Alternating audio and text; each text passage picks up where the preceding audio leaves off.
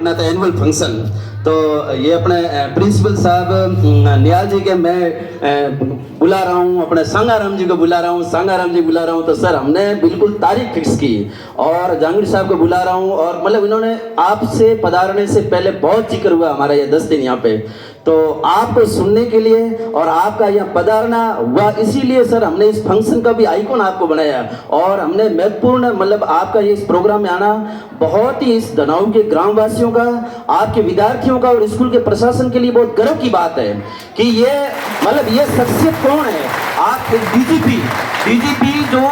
पूरे स्टेट की पुलिस प्रशासन का मुखिया होता है और आपके अंदर वो जोश और जुनून देखा ना हमने कि आप रिटायर्ड पर्सन नहीं हो, आप ऑन ड्यूटी पर हो। आप एक मतलब आपने इतने ट्रिक्स दिया अपने बच्चों को और जिस तरीके से आपने सुना और जिस आप 80 के दशक के मतलब उस दशक में 18 घंटे आपने पढ़ाई की,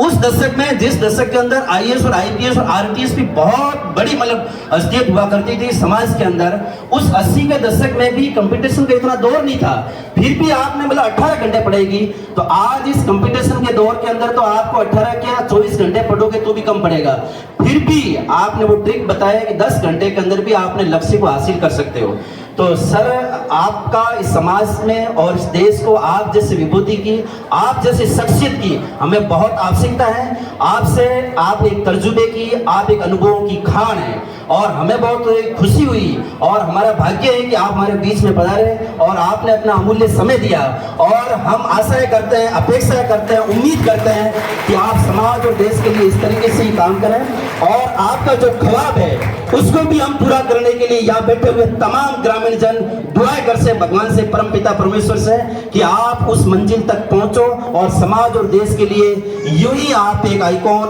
आदर्श के रूप में आप हमें मंच पर हमारे बीच में आपकी यादें हमें संजोए रखें। आप स्वस्थ रहें, आप आगे बढ़ें, आप देश और समाज के लिए